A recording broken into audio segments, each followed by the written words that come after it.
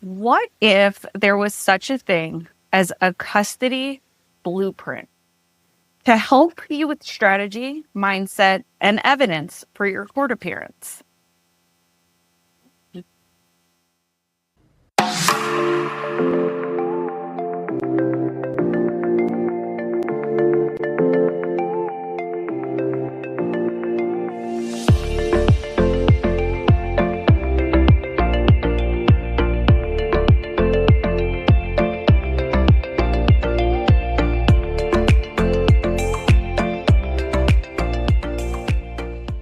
Going through a divorce and a custody battle is no walk in the park.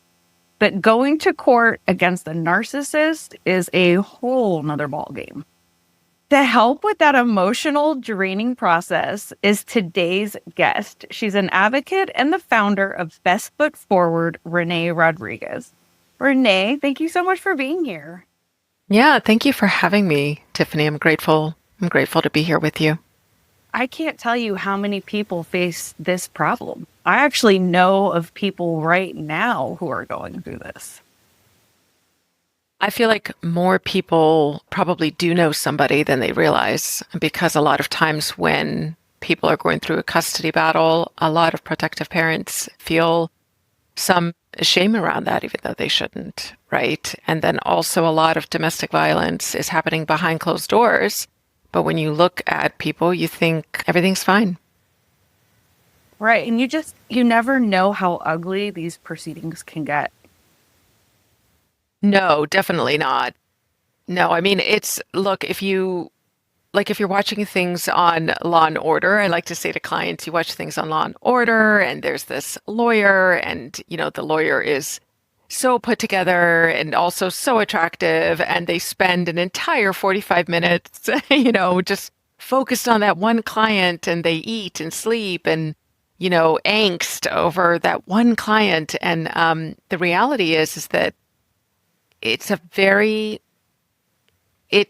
average used to be like 2 to 3 years you'd be in a case, and now we're getting closer to 3 to 4 years that you'll be in a family court custody case.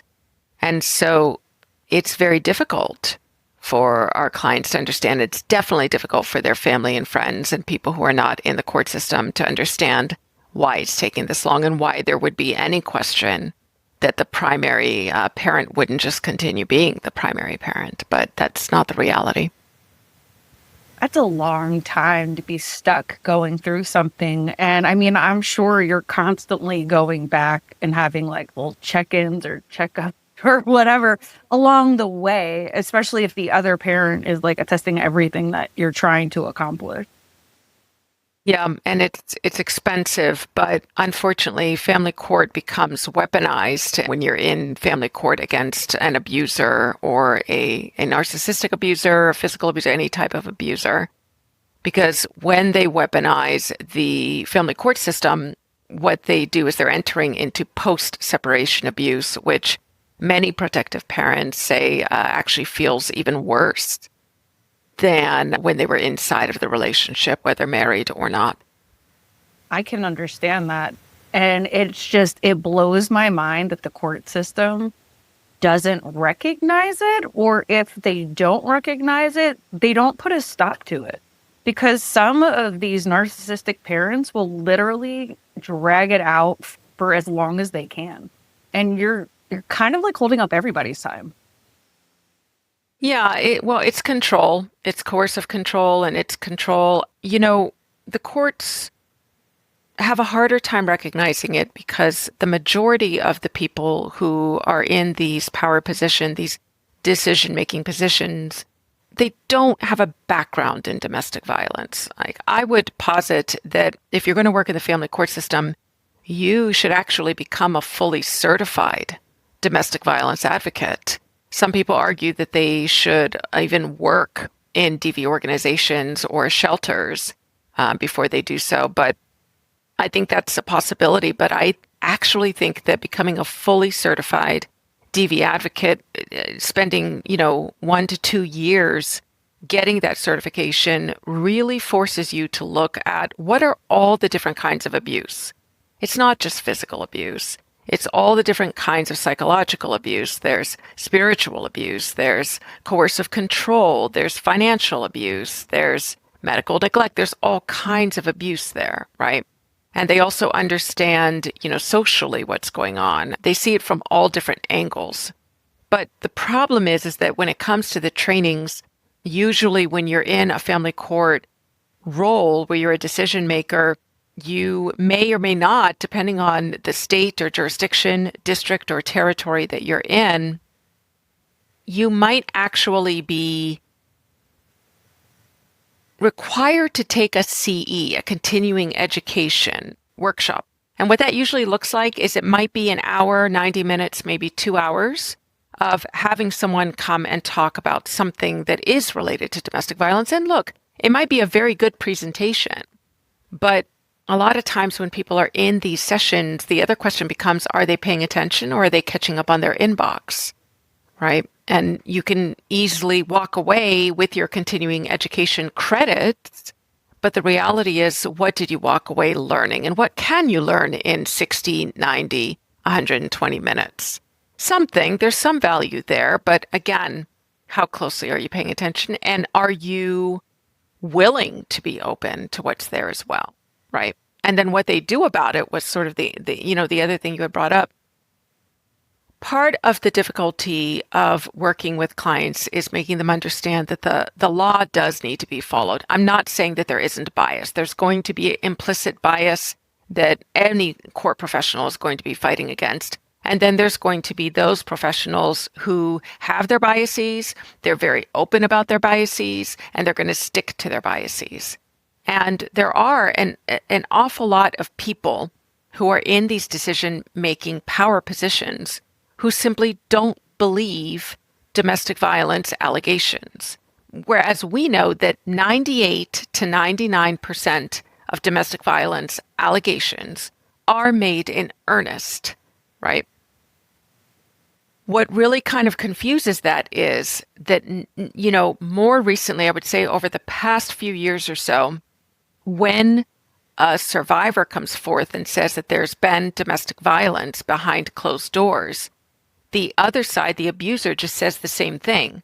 So now we're muddying those statistics because we've got somebody who has earnestly come forth with allegations, with the truth of what's happened, and then the other side falsely comes forth and says, well, that's not the way it really happened, right?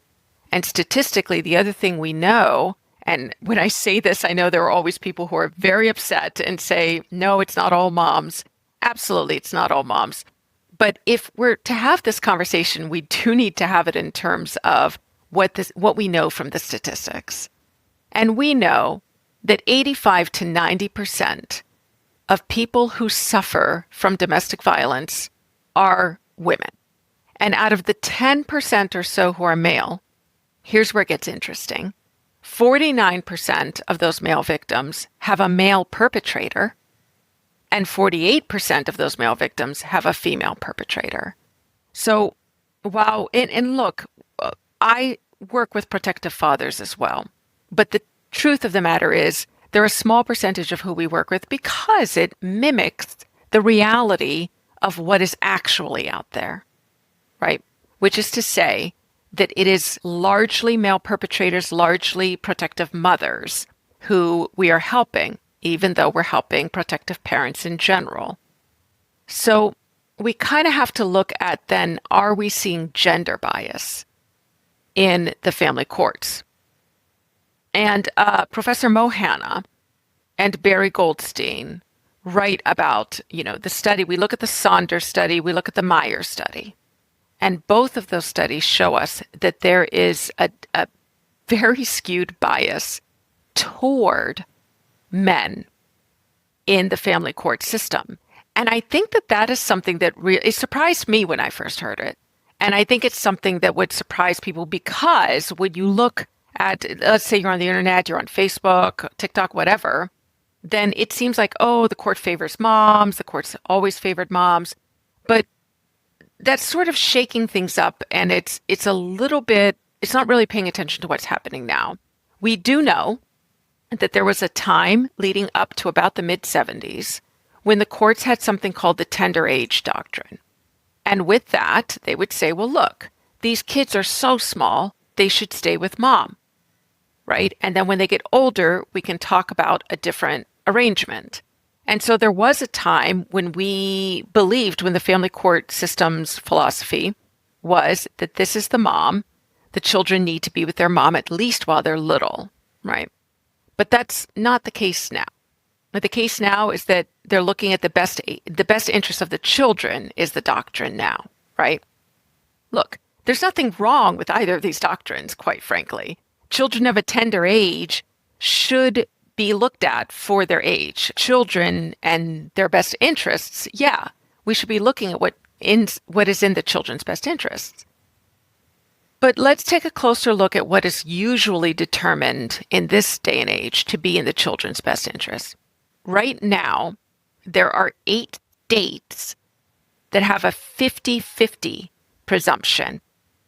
And so what that means is that as soon as you come to court, they're automatically going to say, this should be half dad, half mom, and that's all there is to it, right? So the question becomes, is that in the best interest of the children? Now, and every time I say this, anyone who's in opposition says, but that's just a presumption. That's just a presumption. If you can show that there's abuse, if you can show that there's problems, then of course they're not going to do that. But in actuality, we don't find that to be true, right? So when we look at what's in the best interest of the children, what we're saying is, well, the children should have equal time with parent A and parent B, then my argument is always going to be that is not in the best interest of the children, because if you don't look at the doctrine, if you don't look at the lobbying, if you don't look at the politics, and instead you look at the children and you look at psychology and adverse childhood experiences, then I would argue, based off of what is clearly the actual research instead of a 50-50 philosophy, I would argue that children, when there's a divorce, should continue with what they know to the best of the ability of a family who is now in 2 different households. So, Tiffany, when I say that, then what I'm saying is if you have a primary parent, the children obviously are going to do well by continuing to have that parent be the primary parent instead of being cut in half between a parent who is just getting to learn, usually often just beginning to learn how to parent, and the parent who already knows them, right? And we see an unevenness there. Now, of course, I'm talking generally, right? I imagine you're going to get people who are kind of like, but, absolutely there are exceptions. I'm not talking about the exceptions because I 100% agree with everyone who's going to comment. Absolutely there are exceptions. This is life. There's going to be exceptions. I'm talking about the work that I'm doing and what I'm seeing with clients. And I'm seeing too many abused families go into court and the abuser gets 50-50, right? With the other piece of that 50-50 being that it is shared legal custody. There are 2 pieces when you go into family court.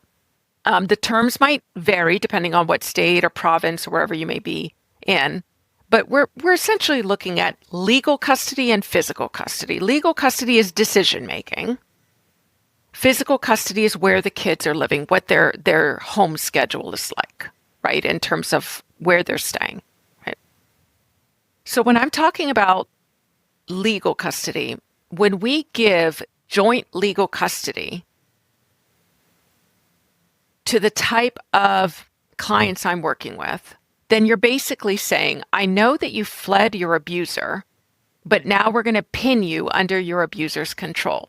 Because every time you say our child needs a therapist, the abuser's going to say, no, they don't. And because I say no, the answer is no. Because both parents have to agree. So every time the protective parent tries to do anything, the abuser, usually with glee, basically says, nope, you don't get to do that. And that's what joint legal custody looks like. So basically, it usually ends up where the children just don't get to move forward with things as simple as dentistry or therapy. They don't get to enjoy the extracurriculars that they want to because the abusive parent says no, right? And so that's deeply problematic. So as you can see, I'm not a fan of the 50-50 philosophy because I think it's as simple as what are these kids used to? Obviously, if you have an abuser, they're going to say, well, that's not true. I was the primary, parent.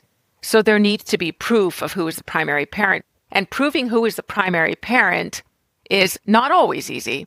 But I will say out of all of the things that we need to prove when we're working with our clients, it's among the easiest things for us to be able to prove. I mean, I can completely agree with that because if one is an alcoholic or, a drug user or, they're even emotionally abusive to the children, you really don't want the children around that parent as much because there's nothing good going on there for them. So whoever is the more stable household, the more, loving that can give them the care that they need, then that's the home that they need to be in. It just sucks because people end up using their children as pawns, and it's not fair. Yes. Yes. They put the children in the middle, they parentify them. There's a term called parental alienation, which is a controversial term to use. And that's when one parent sensibly turns the children against the other parent, right? I'm going to use the term parental alienation largely simply because that's the term that the court is still using at this point. So if we're talking about family court, let's use the terms they're using, no matter how we might feel about them, just for the point of this discussion. And the problem with alienation is exactly what you're saying. The children then also become weaponized against, the other parent. And I do want to say, when you're talking, I want to be clear that I'm definitely talking about abusive personalities. You had mentioned, Tiffany, people who have problems with substance abuses and addictions, right?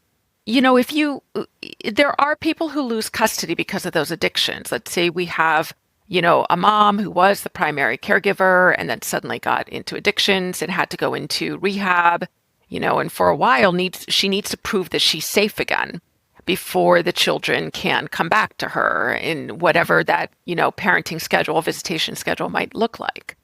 I think that when you have a parent who is suffering an addiction, that may be part and parcel of abuse, and it may be something that is a totally separate issue. And if you have a parent who's suffering addiction and is truly remediated, then I think that's a different situation. Whereas there's no doubt that abusers and narcissistic abusers, addictions do tend to be something that we see paired up with narcissistic abuse. We see, all different kinds of substance and drug abuse.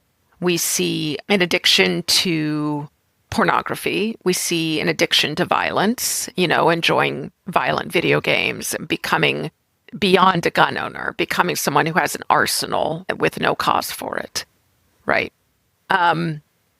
We do see those addictions come into play. And that is something where we have to work with each of our clients and say, okay, is this addiction something where we can show the court? We have a lot of clients come in and say, he's got a terrible porn addiction. There's no doubt I'm going to get custody. No, not necessarily. Because what we're working with our clients is, okay, so he has a terrible addiction to porn. How are the children being affected by that? And it can't be an argument that he's a bad role model.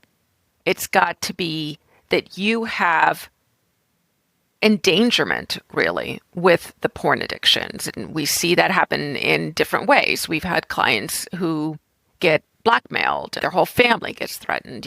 It's porn addictions and sexual, deviance becomes something where it's very interesting in my line of work what we've discovered that can lead to. And it can endanger the family, as a matter of fact. Or there may be marital funds that instead of them going to the children and children's activities, they're going to pornographic activity, right? Because there's a lot of money that can be spent there. So, and there's various different ways. Maybe they're watching porn while the children are there. Maybe the children pick up the parent's device and the first thing that comes up is pornography, right? These are just some of the ways that a porn addiction can affect the children. But if the children don't have an awareness at all of the porn addiction, then we don't tend to push for that when we're working with clients. So every time a client comes to us and tells us, here are the problems with my co-parent, we really have to parse it to see, well, what are we actually going in with, though? What will the court care about? And it pretty much has to be the stuff that is directly affecting the children. Right. Especially when they're name calling and putting down, like, that is going to affect children's self-esteem. And this is how they end up in abusive relationships when they get older. You have to break that cycle. Well, that's the adverse childhood experiences. That's the ACEs, right? Kaiser did a study that was an amazing study, just an incredible study that actually, a longitudinal study is kind of amazing. And that's when they discovered that, fascinatingly, when these children grew up and they had these adverse childhood experiences that are listed, anybody can look up ACEs, adverse childhood experiences, and take that quiz for yourself and for your children to see, are there any ACEs present here? And the more ACEs, the worse it is. And we're talking like three on up. And what Kaiser discovered was, here's the life that you will lead. Forget trying to get custody. Forget, what's happening in their childhood. Let's additionally look at, they're more likely to get diabetes, for example. They're more likely to have an early death. The suicide rates increase. The success rates at whatever career they might choose or choosing a career at all plummet. Their rates of depression, their rates of anxiety. I mean, it's unbelievable what they discovered, provably discovered, happens when you have enough trauma in your childhood. But, and for anybody who's listening who's starting to feel a little hopeless, there's an amazing amount of optimism in the fact that all a child needs is one well-adjusted, fantastic, knowledgeable parent, just one, in order to overcome the effect of many of these ACEs, right? So it's a village, but sometimes that village is just the abused parent, the protective parent, getting the right kind of guidance, getting the right kind of help as to how to overcome the coercive control that their child is suffering in the other household. Because the bottom line is, the chances of the abusive parent getting some level of custody is high because the Constitution, the 14th Amendment, says that the parent has the right to parent. Are there parents who lose access completely? Yes, but in all the time that I've been doing this, it's been a handful where that has happened. By and large, even an abusive parent gets supervised, maybe in a community center, some sort of interaction with their child, whether it's good for them or not, until you can prove that it's absolutely not good for them. And that's a very, very high bar. And that's the work that I do. That's a hard case to prove because, I mean, like you said, you have to have at least, I don't know, 8, 9 reasons why. Even if you went in with 2, that still might not be good enough. And it's scary. I mean, I get it. People do have a right to be a parent, but you need to be a decent human being to be able to do so because you're raising another human being. Like, we don't need a repeat. Well, and I'm so glad you said that because that's sort of one of the things it can lead to. Do we really want an abuser to help raise someone who is going to either also be an abuser or be an easy victim? Right. And that's where that ACE is. But again, you can overcome that. That's not a sure thing if the protective parent is doing I have to say, the incredibly hard work of getting the guidance, talking to the right people, and knowing exactly what to do to overcome this. And I don't want to, leave your audience, your listeners hanging, but I will always recommend Dr. Christine Cocciola as someone who people should follow because this is the work that it took me some years to find her. I was searching for some years to find somebody who could do what we don't do, which is speak to having that parent who can overcome the ACEs, right? To help that child not only have this happy, wonderful, fruitful adulthood of citizenship, but also just to enjoy their childhood in spite of the fact that they are under the thumb of I was going to say at minimum a coercive controller, but the truth is that there are also a lot of studies that show that the psychological abuse has longer reaching, more detrimental effects than even physical abuse, if you can believe it, which is an incredible thing to realize. Oh, I definitely believe it. I actually took the ACEs test and I can't remember. It was I either ranked a 3 or a 4. And I was like, oh, I was like, geez. Yeah. It's like you don't expect. And there's someone who I was just on a call with today who is a colleague whose score was an 8. Mm. And he talks freely about his story and how he was abused as a child. And there were real horrors inflicted on him.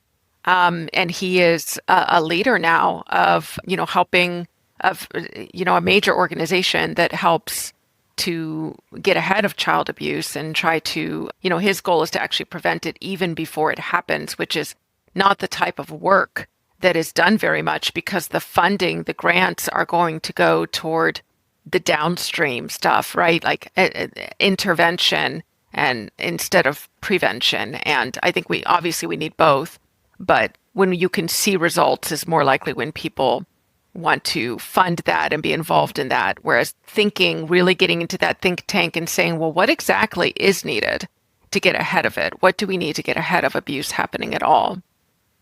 Of course, what I do is very, very, very narrow. I'm helping protective parents who are in a custody case with a narcissistic abusive co-parent to go in and transform their cases and increase their chances of getting the custody arrangement that is best for their children. I always wanted to have a workshop for new and expecting parents that have been through generational trauma to help them realize what they've been in and to help them transition so they can be a little bit more mindful of the things that they are doing as a parent. Because it first comes with mindfulness. You have to first recognize what you're doing. If you don't know what you're doing is wrong because that's what you're used to, how can you fix it? I agree. And it's, part of when I got my certification as a violence against women advocate, that's the type of DV advocate certification that I am. We come at this from so many different angles, and it's the kind of stuff people don't want to talk about because then it can feel like it's, like we're hurting people by talking about realities and what the studies show. But I think with those studies, we can get ahead of things. For example, I'm a Puerto Rican woman, and it's very interesting to learn how different cultures might use corporal punishment, right? We now know that corporal punishment, whether it's spanking or an isolated timeout, combined with shaming, a shaming isolated timeout, these types of corporal punishment are extremely harmful for children. But we also, one of the things that we talk about is, if this is cultural, does that make it okay? And across the board, it's kind of like, no. But then how do you approach people, right? How do you, when their own family, when everyone around them is saying, oh, just, spank them, just, and the language they use is usually more coarse than that, but it's usually something like, stick them in a room, don't give them dinner, wash their mouths out with soap. It's kind of like you think of this as like the 1960s bad parenting, and then the reality becomes, no, it's still happening at, luckily, a much smaller percentage, but at a higher percentage than you would think. And so we have to think about the fact that it doesn't matter what your culture is, and whether, let's say that we have someone who is Caucasian versus someone who's African American, you'd be very surprised to hear that actually the corporal punishment does appear, for example, in both of those cultures, right? But it does happen in a very different way for both of those cultures, right? As a Puerto Rican, I know that that the Latina culture has, some corporal punishment as part of it as well. But I'm lucky in that our family did not engage in it. So we're not just we can't blanket say that, all these people practice corporate punishment. The corporal punishment, rather what we're looking at is that generational stuff that you're talking about, right? And what it comes down to is, if this is the only type of parenting you've ever seen, if this is the only type of parenting you've ever known, it feels to everyone else who doesn't do that, well, it's obvious that you don't engage in corporal punishment. No, it's not. It's not. Not if that's all you've ever known. So it takes work and it takes education. And it's kind of like, we talk about this, we do this with our clients as well, because we say, well, you can't say that in court because even though it's true. But it's the same thing as what we do with our children, right? When you have children and you say, don't say that, don't do that, the reason they say and do it again is because all you did was say, don't do that. You didn't replace it with something, right? And so when we work with our clients, when we know that they're saying something that seems like it'll be fine in court, but we're like, nope, you can't do that. We help them replace it with something that is still truthful, but is saying it in a way that the family court needs to not just hear it, but understand it and go with it, right? It's the same thing with prevention. You can't come in and judge somebody because there's corporal punishment. Instead, you have to compassionately ask questions, and you have to educate. And you have to be ready to say, here's what you can do. And here's how you start doing it in a bite-sized way so that it becomes habit. And then you expand, expand, expand until you are working with consequences in a more related way to the action rather than punishment. How can we teach consequences instead of punishment, right? And then, then we're making better human beings. I will say that the majority of the court system, corporal punishment is a pretty quick way to not look so good in your custody case. And there are many abusers who, of course, use corporal punishment. So if we do have proof of them using corporal punishment, we do show the court that to show this is the kind of life that these kids would lead. And again, most courts, they're not big on the spanking. They're not big on the isolated timeouts versus the come and sit in the kitchen table with me. You're going to be reading a book and let's talk about a different way to do that next time. What do you do in that situation next time, right? So it's not all timeouts. It's that throwing them in their room and making them feel shame, which is terrible for children, right? That kind of shame. He was told, not by me, to stand in the corner, and he wasn't allowed to look anywhere. And he horrible found that to this day, he's traumatized by that. Yeah. And it's no, that's not what we're doing. No. That's abuse. That's abuse. And it's interesting because when I think back, I'm of an age we won't talk about today, where my parents did do spanking. They spanked with a belt. And the thing of it is that I was the good girl. And so I think I might have suffered corporal punishment once or twice.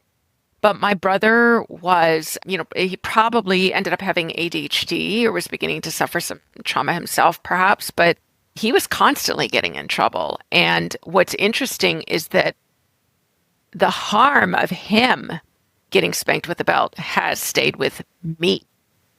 And it has created, it does create problems in children. I can't speak to my brother's experience. It's not for me to speak to, but it is something.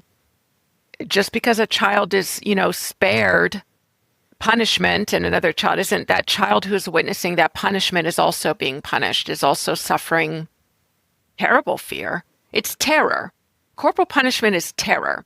And when you're parenting with terror, then it's simply because it's one of two reasons. Either you are a psychopath or a sociopath, or you just don't know how to parent, and that's what you were taught, right? So more people are normal than psychopaths, sociopaths, thank God. It may not feel like that in the moment, but, so education. But again, as I've said, and I'll say it a million times, you can't just take away something and leave them without anything because the neural pathways, they've been formed and you have to form new neural pathways. And so if there's nothing else there, if there's no new neural pathway, then you're going to go to that old thing before you even think because it's a neural pathway. So you don't have to think. It just happens instantly, which means you have to habitually form a new way of doing things, right? And in a way, that's sort of the work we are doing with protective parents. Here's how you go into court. You don't get to tell your story. That's not how you advance in your court case. Instead, you have to, find a different way to tell your story. As you talked about, it's strategy, it's evidence, and it's mindset. So when you talk about evidence, what kind of things do you help your clients get? that will help them? Yeah. So clients come to us and most of the time, they don't really have anything from when they were with their abuser, their abusive co-parent, right? Why would they? People aren't generally keeping track of some of the things that are going on until I they tell think they them might be to. leaving. If they listen to Yeah. my show, I Or tell after they them leave. to keep a notebook Yes. and write Yes. If it were up everything to down. me, well, and so you know what? I'm glad that you bring that up because there was a short period of time in which what was written down and journaled and that type of thing could be a sort of outcry, sort of way of being used, but it is now just considered hearsay.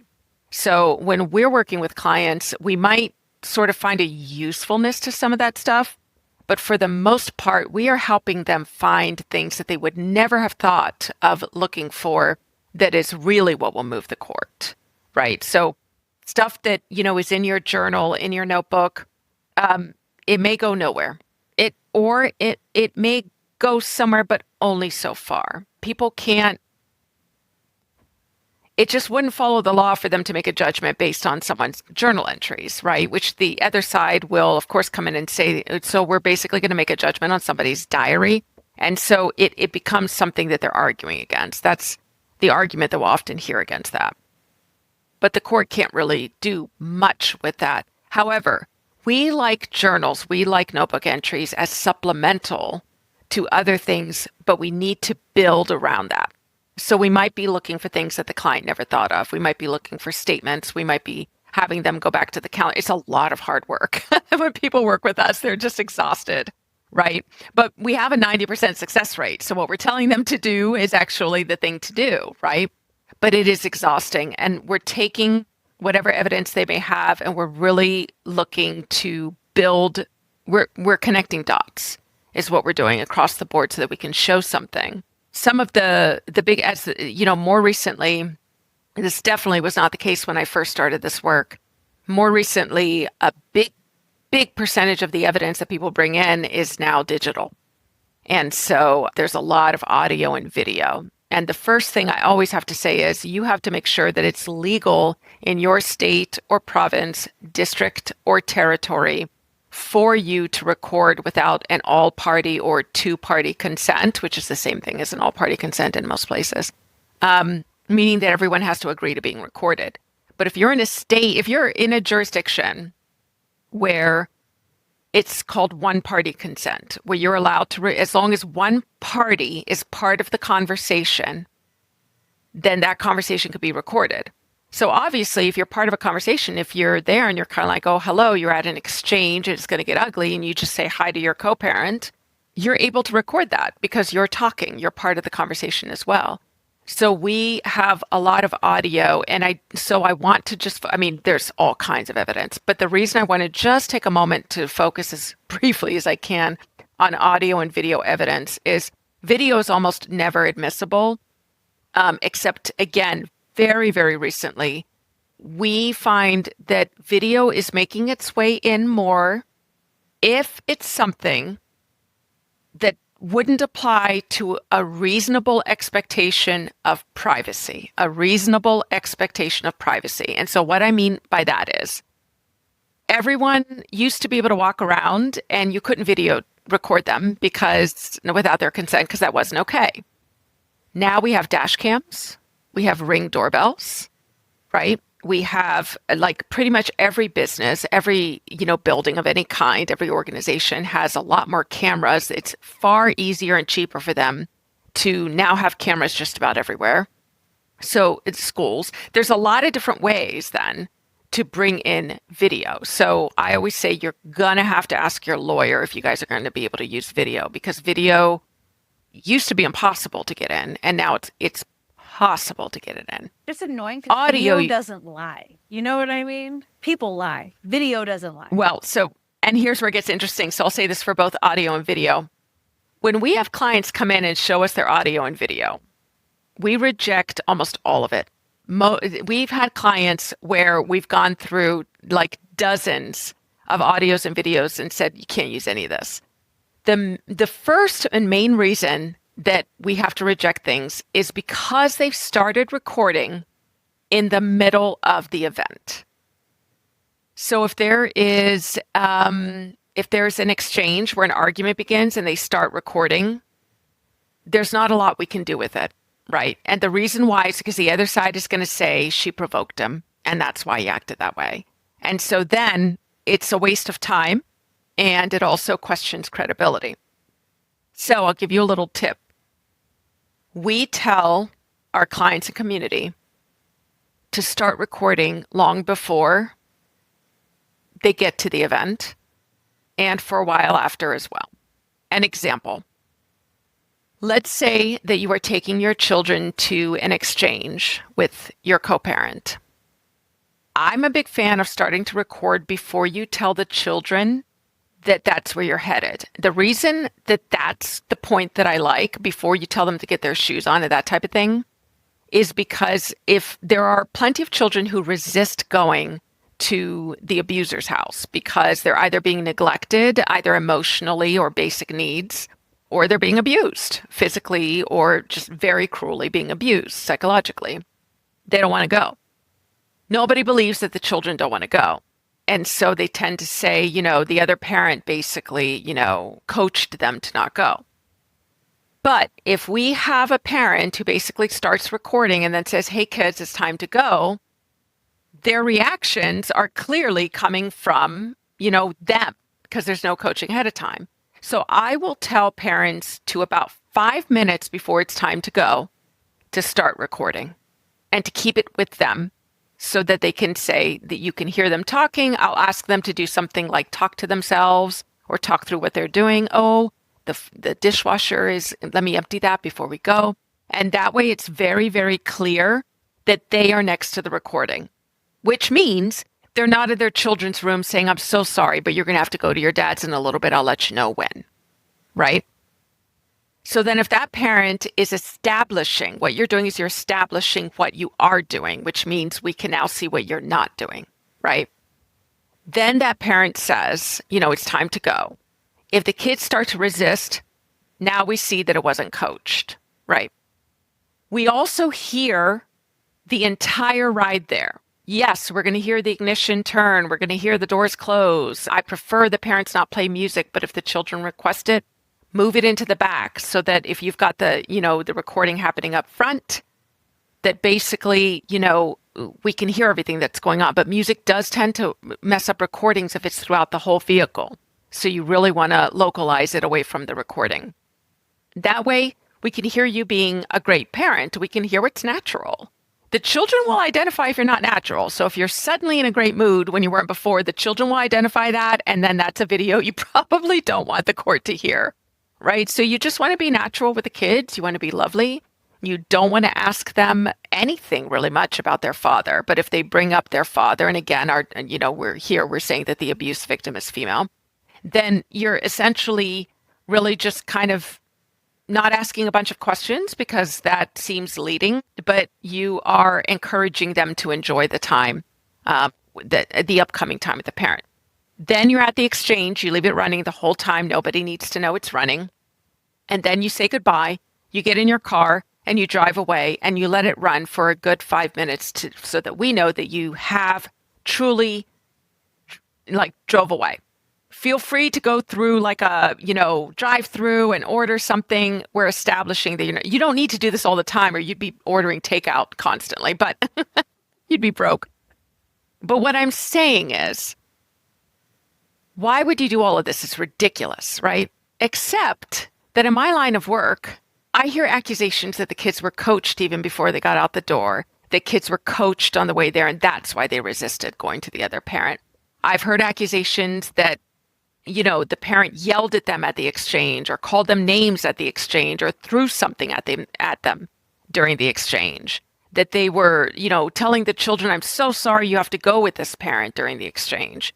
And then they, so we want to show that actually nothing happened at the exchange except hi and goodbye. And the children went on along their way. They resisted a little, but they went along their way, right? We also established that the other parent drove away and didn't double back and grab something from nearby and toss it at the car because we've got a good 5 minutes or so of them driving. And this time they do have the music on. not so loud that it seems like it's drowning anything out, right? Do you see how much we put into audio and video recordings, I think right? it's brilliant. It really is, because then, like you said, it's natural. There's no room to say, well, it was this, that. No, it wasn't. Like that was our Yeah. whole exchange. I think it's brilliant.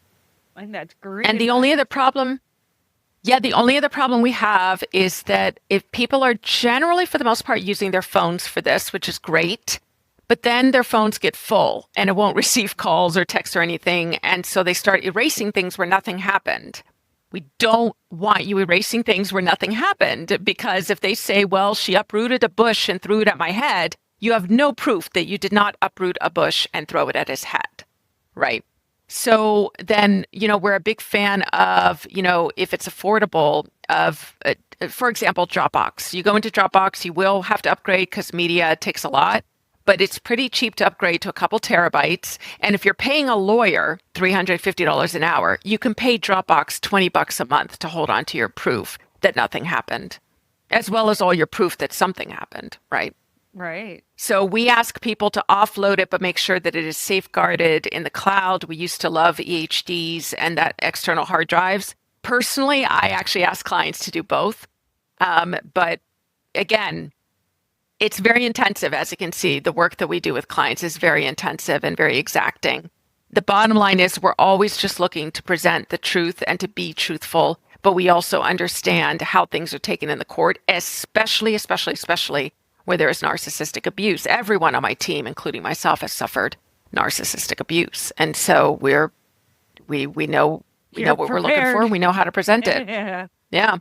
There you go. So where are you allowed to get your clients, I guess? Like, is it only in your state? Do you work worldwide? No. Yeah, we work worldwide. So most of our clients are in the United States and Canada, all throughout. And then, of course, I shouldn't say of course, but we do also have clients in the UK, Australia, and Singapore. We've decided not to go beyond that, only because there's just a lot of people who need our help. So we'd love to be able to, but those are the countries that, where people are looking for our help the most. So we work in those 5 countries. So anytime that someone joins one of our group calls, when they're in one of our engagements, like we have our flagship 9-week program is where everyone should start, hands down. People come out of that at the other end with a completely different case. I mean, it's amazing. But I love those calls. We do those weekly group calls because, I mean, you've got people you got somebody in Australia who's kind of like, I'm getting ready, it's the mid-afternoon, and they'll be all kind of like, I'm getting ready to go to the gym before the day starts. And then you've got people who are all kind of like, well, it's the evening here. It's really fascinating to kind of watch the time zones of people across North America, across, England, across Australia. So, yeah. No, that's why I love what I do. I talk to people from all over the world, and it's great. It's amazing. Yeah, it's great. Yeah. It's really great. And then we actually kind of yelled it. One of our coaches is in Florida, actually. And this week, even though we're right now in a cold part of the season not for Australia, it turns out where it's 80 degrees, I found out today. But essentially, our Florida person showed up for a call in a tank top, and everybody... I told her, I said, well, that was just mean because everybody in your call is from she just got a call where everyone who came on is like in the middle of America or on the east coast of America or Ontario. We're just all like, how dare you show up in a tank top and the rest of us are in 2 layers. That's funny. But it's fun. Yeah. So if somebody does want to work with you, what is the best way to go to Best Foot Forward? Yeah, I mean, we've got a redirect. So you go to thecustodyblueprint.com. You have to remember the THE, the in front of it, thecustodyblueprint.com. So you go to thecustodyblueprint.com. And that's also bestfootforwardllc.com. But I think it's easier to remember the 3 words, thecustodyblueprint.com. And there you can get in touch with us.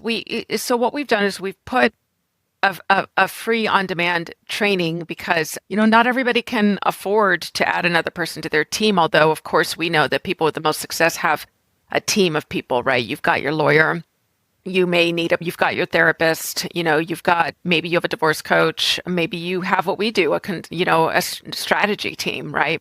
But as with us being strategy, against narcissistic abusers, I think that that's really where we want people to start, is in that 9-week program. And that training is a way for people who cannot afford to work with us right off the bat or don't feel ready to actually already get started on the custody blueprint, the 3 pillars, and already start transforming their case just by taking that.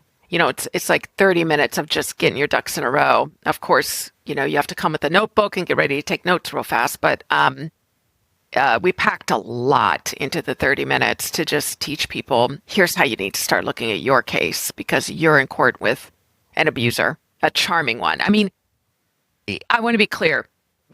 The people we work with are parents who have an abuser who's showing up in court, and either they're super charming because they're the person you loved, not the person you left, or they are against all odds, astoundingly, in spite of the way they're showing up in court, somehow still winning. So narcissistic abusers, covert and overt, right? And so if that's what you're dealing with, then I would say I would rather they started with a free training to kind of just get things in better shape before they come and start to work with us, so that we can see their specific case and really make sure that they're presenting the right stuff and not stepping in it at any point, right?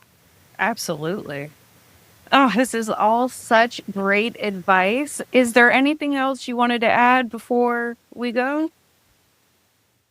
I think the last thing I would say is that part of people who do work with us once a week, it's not therapy. I want to be very clear on that because we don't give legal advice or therapy, but we do have a trauma recovery coach whose job is to look at how people are presenting and look at their ability to build their case. Because in order for you to build your case, you actually have to relive.